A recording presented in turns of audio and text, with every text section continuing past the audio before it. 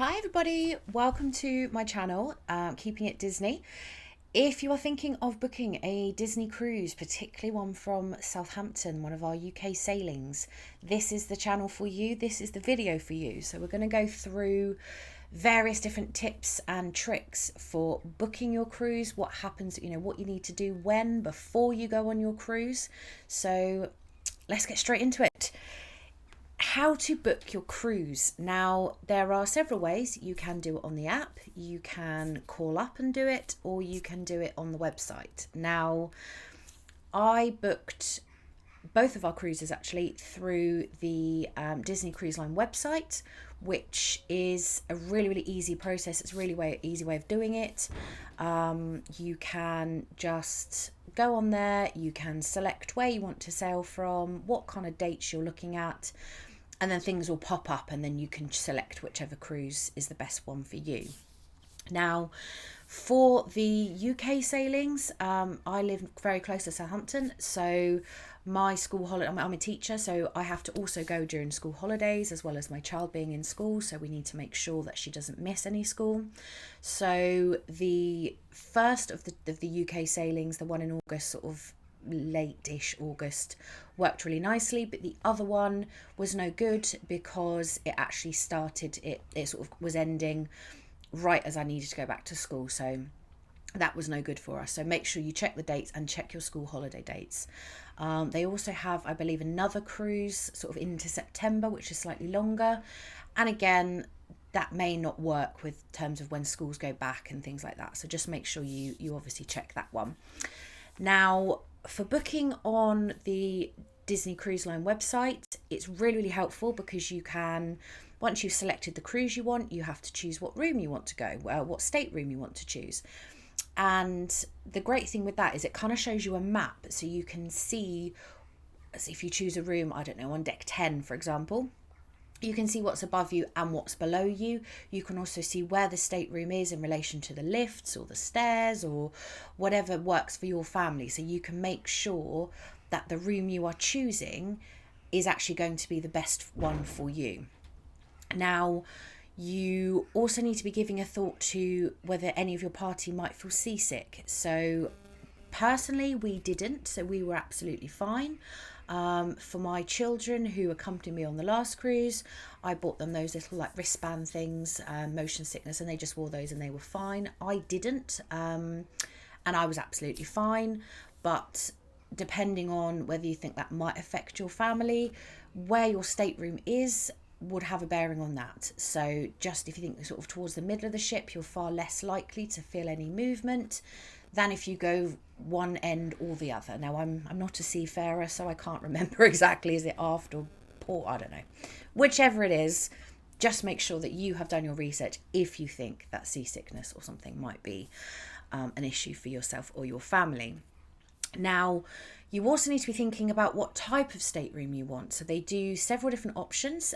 They do an inside stateroom with a like a virtual type porthole thing, so it's like a TV screen that kind of shows outside the ship, and sometimes little characters will pop up to, Mickey might pop up in the porthole. So that might be an option. They tend to be the cheaper ones. Although when I booked, I didn't really notice much difference, to be absolutely honest with you. There's also a stateroom without a veranda, but it does have a real porthole, so you can look out the window and you can see what's going on, but you don't have any access to the outside world from your stateroom. Now, the one that I booked this time and I booked last time is a stateroom with a veranda. For us, I just felt like it was really nice to be able to go out and just sit on the little veranda and just watch the world go by. And also for us, it made the stateroom feel that bit more open. So in our last cruise, there was myself and my 3 children in one room, which was a lot, and it just gave us that little bit of extra space so we could sort of expand a little bit and we didn't all have to be crammed in one tiny little area. We had a bit of extra room. So if that's something that you may be thinking about with your family, perhaps having a veranda might give you that little bit of extra room, so it might be quite nice to have that. So again, think about that. For this time, it's just myself and my youngest daughter, who is 9. I've also gone for a stateroom with a veranda. My youngest child has autism, and because she'd already been on a cruise with a veranda, I thought actually trying to keep it the same would actually be really beneficial for her, because it's nothing different. She knows what she's going to get. So that was why we did it for this time. But as I say, I didn't really notice much difference in price. I mean, I'm talking maybe £100 or something when I was booking it. That's not to say that that will be the same when you're booking your cruise. Cruise prices do fluctuate, they do go up. They don't go down, unfortunately. So try and book your cruise as close to when the dates are released as possible. Now, I have heard sort of tales of people trying to, book it on the phone, and prices going up while you're on hold. Now, Disney Cruise Line are great, and quite often if you say, well, actually, 10 minutes ago or whenever, when I was on hold, the price was this, they're likely to honour it, but just be aware that prices do go up. So just be careful when you're booking it. If you're thinking of booking it, my suggestion is just go ahead and book it. Now, if you have been on a cruise before, you can do what's called a placeholder while you are on the cruise. Now, this is $250 per stateroom, and it's sort of like a deposit for your next cruise, really, and it allows you to get 10% off your next cruise. You have to do it while you're on the ship, and you have to pay in dollars. Now, there is an option where you can go to guest services and you can ask if you can be charged when you get off the ship, so it's in pounds. I personally didn't care because I have a Monzo card. This is not an ad or anything, I'm not working with them, but there's a QR code on the screen. If you scan that, I get £5 and you get £5. Now, the great thing with a Monzo card is there are no fees for spending abroad. So that's the card that I tend to use when I go anywhere. So I've been to Florida quite a few times. I often go to Texas. I've got friends out there. I use it there. I use it in Disneyland Paris. And I quite often use it at home as well. So the great thing about it is that there are no fees, so it was irrelevant to me whether I was paying in dollars or pounds because I didn't have a currency conversion charge. If you don't have access to that, that's something you might want to think about, and you might want to go to guest services and see if they can charge you in pounds. But I would definitely recommend a placeholder. If you decide you have to use it within 24 months, if you just book your cruise, within 24 months, if you decide actually I don't want to go on another cruise, I want to do something else, absolutely fine. You can either call up and they will refund it to you at that point, or you can just let it expire and then it will be refunded back to you. So it's a really, really nice way of sort of kind of perpetuating the magic a little bit, because when you get off a cruise or come home from a Disney trip, it's always a bit I don't want to be at home, I want to be back in the magic. It kind of gives you an idea of, well, we're definitely going to go again, and it's quite nice to have that booked. Now, one thing you need to think about is once you've booked your cruise, so if you are a first-time cruiser, you have to book it, you can book it, from the date of release, so the general public release, which is what I did. I just did it on the website. If you are a Silver Castaway member, which means you have been on 2 to 5 sailings, then you can book it slightly earlier. I think it's 1 day before the general release, so you can book it slightly earlier. You might get slightly better prices. If you are a Gold Castaway member, so that means you have been on 5 to 9 cruises, then you can book 2 days before general release. Platinum, which is 10 to 24 sailings, you can book it 3 days before. And if you are lucky enough to be a Pearl member, which is the top tier of Castaway membership, where you've been on 25 or more sailings, which just blows my mind. Very jealous of that. I'd love to be on 20, have done 25 sailings. You can book 4 days before.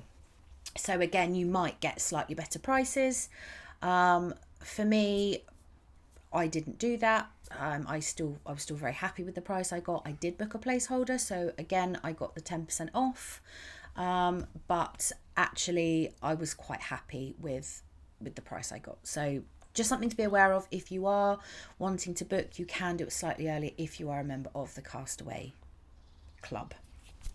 Okay, once you have booked your cruise, you need to think about how you're going to get there and what you're going to do the night before. Now, I live close to Southampton, so this doesn't apply to me, although I can tell you that on cruise sailing days and football match days, and they often tend to coincide, Southampton is gridlocked. It's insane, and you're not going to want to be driving through that thinking, oh, am I going to get to the ship on time? Because ships will leave without you. Okay, so if you live an hour or more away, I would say book a hotel the night before. Then you're there. You're in Southampton. You're in the kind of port area, so you don't need to be thinking, oh, how are we going to get here? It's already done. You've had the stress of getting there the day before. You can just relax and start to enjoy the experience. Some hotels, I know the Holiday Inn is one, has parking with it, so you can have a night stay and then you can leave your car for however long your cruise is. I think that's slightly more expensive, or you can have a night stay somewhere and then you can drive your car to the cruise parking and you can leave it there again for the duration of your stay. Now, the cruise parking does get really booked up because quite often it's not just one cruise ship leaving, it might be two, it might be three. Particularly in the summer, we see quite a few cruise ships coming in. And the parking it's not limited in terms of it's very small, but it is limited in terms of if you've got 3 cruise ships in, well, there's nowhere near enough parking for everyone. So regardless of what you think you might, what hotel you might think you want to stay in, definitely book your cruise parking. It does sell out, and I'd hate for you to be arriving thinking, oh, I don't know what to do with my car, leaving it on the road somewhere and it getting a ticket. So just make sure that you know what you're doing with your car and you've left it and you've booked your parking and you can leave it in the car park. So you've booked your cruise, you've booked your hotel or your parking. Now what do you need to do? So the next thing you need to think about is what activities would you like to do while you are on your cruise. Now, there's a huge array of activities which is completely free. So in my last cruise, we didn't really do very many paid activities at all. I think I just went to the spa actually, and everything else we just had what was included. So, the included things, are things like the cinema. So I remember last time we went on a cruise, I went and saw the Haunted Mansion, the new one. We went and saw that. And the cinemas are so luxurious, and lovely. But anyway, there's a cinema. There's loads of different activities you can do. I mean, not just the kids club, which obviously is completely free. There's quizzes, there's bingo, there's midship detective, which is like a detective mystery where you go all around the ship and all that sort of thing. That's, I think, something that we want to do this time. There's meeting various characters, which again is all free. There's things like the dining, there's the aqueduct, there's the pools, there's obviously the kids club, as I've said, that's completely free. There's just loads and loads of stuff happening all the time, which you can find out when you're on board on your cruise line app. However, there are some paid activities which need booking before you go. And again, these do sell out really quite quickly. So depending on which level of Castaway member you are, depends on when you can book your activities. Now, if you are a brand new first timer, you can book 75 days before. If you are silver, it's 90 days before. If you are gold, it's 105 days before. Platinum is 120 and pearl is 123 days before. Okay, so what this means is you go onto your Disney Cruise Line app on your allotted day. Now you need to be doing this at 5 a.m. UK time, which is midnight Florida time. You need to be going onto your app and you need to be selecting which activities you'd like to book. You do not have to pay for them up front. They will be charged to the card that you have added onto your booking when you are sailing. So don't worry, don't think, oh my god, I need to suddenly find loads of money. You don't, but you do need to book them. Now these are things like the Bibbidi Bobbidi Boutique, which we didn't do last time, but this time round my daughter wants to do. And we're silver, so when I got on to be able to book, I could book a slot fairly easily, but it sold out, and I know that some silver members didn't manage to book for this particular cruise, and so therefore first time cruisers couldn't book either. So just be aware that if you've got a child that might be really disappointed, perhaps don't tell them that you're going to try and book it. Tell them what you have so that you kind of avoid disappointment there. Things like the adult only dining, so there's 2 restaurants, that's Paulo Brunch, things like that does sell out, and that I think that has sold out now on our cruise. Various other things, depending on what cruise you're going on, you can book. And there is also a Princess Gathering, which is free, but you can't book that until 30 days before. But again, that's something you have to book to meet all the princesses in one place. And again, that does get booked up. We couldn't do that last time because it had booked up. So I'm hoping that this time I'll be able to do that so that my daughter can experience that. Another thing actually that we have booked as a paid activity is the Royal Court Royal Tea, which is where you sit in the restaurant. You have like an afternoon tea type meal. You get to meet loads of different princesses, and the children all get a gift to go away with. Now this can be like backpacks or a doll or tiaras and jewelry and all sorts of different things. It varies from sailing to sailing, which is why I can't tell you exactly what it is because I don't know myself yet. But it's just a lovely little gift for the children to take away, and they've met princesses. So if that's something that your children might like to do, again, you need to book that within your booking window. But just be aware that, again, this can and does sell out, even though it's quite expensive. So perhaps don't mention it to your children until you've booked it, in case you can't, and then you'd obviously have them being very disappointed. So that's kind of stuff you can book for the kids. Now for adults, you can book, as I said, the adults only dining, which is Paulo and Remy. They're the 2 restaurants. You can book Paulo for brunch, you can book Remy and Paulo for dinner. There is a dress code for this, so make sure you check what there is so that you can make sure you pack accordingly.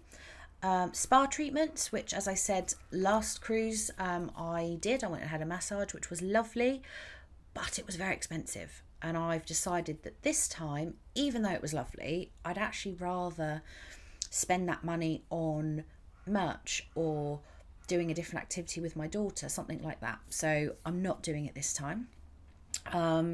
Drinks tasting, so there's various different drinks tastings, liqueur tasting and wine tasting and various other things.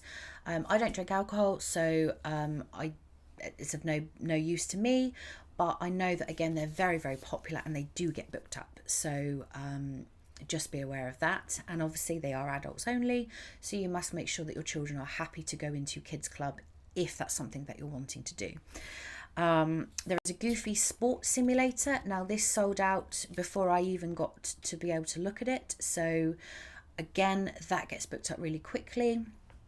And the photo package. Now I did the photo package last time and I've done it again this time. I've added it to our booking. This basically means that I can scan I've got a Magic Band, which I had from Florida, Magic Band Plus, which now works on the cruise. If you don't have one or you don't want one, you just use your little room key, your key to the world card. The photographer will scan it and then all your photos will be on your individual account. So you can see them, you can download them, they are yours. And I found it lovely actually, because I wanted pictures of all of us, not just me taking a picture and then swapping a child out, that child takes a picture. I wanted all of us together.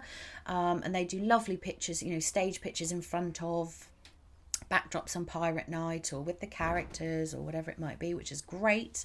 But they also do pictures when you're at dinner, which is just really lovely, sort of a bit more candid. And for me, I think that's worth, for me, it's worth the money. And if you book it before you go, you add it to your package before you go, you save a little bit of money. So it might be worth doing if you're thinking that that might be something you'd like. You can always take it off before you start sailing if you change your mind, before you embark if you change your mind. But if you book it, if you add it to your package when you're on the cruise, which you definitely can do, you'll be paying a little bit more. So that's just something to think about. Now, what's included? Now, you need to be aware of what's included, and you need to be aware of what you'd like to do. Give you an idea of what you'd like to do each day, because you're never going to get it all done. Even though it's a cruise ship, you think, oh, well, I'm contained. Of course I will. Absolutely not. You will not have time to fit everything in. So just be aware of that, and be aware of what might be important to your party and what isn't, just so that you can make sure you get the stuff done that you really want to.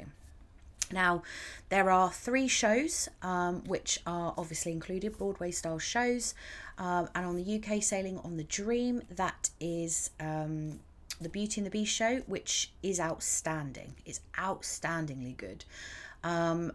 For those of you who have been to Florida and have seen the Beauty and the Beast show in Hollywood Studios, I would say that this one's actually better. It's amazing. The last night is Golden Mickey's, which is like an award style show, and loads of the characters come and there's a bit of a laugh, and it's great. It's just really, really fun. And the other show is, I forget what it's called. It's something like Making Magic, Wish on a Magic. I'll put the name at the bottom of the screen. And that's about a little girl who wants her dad to believe in magic, and he doesn't, and various different characters come and help, and it's all lovely. I wasn't convinced that I was going to like that show very much. I thought it was going to be a bit sickly sweet, but actually it was great. There was enough kind of humor in it and stuff to just make it really worth a watch.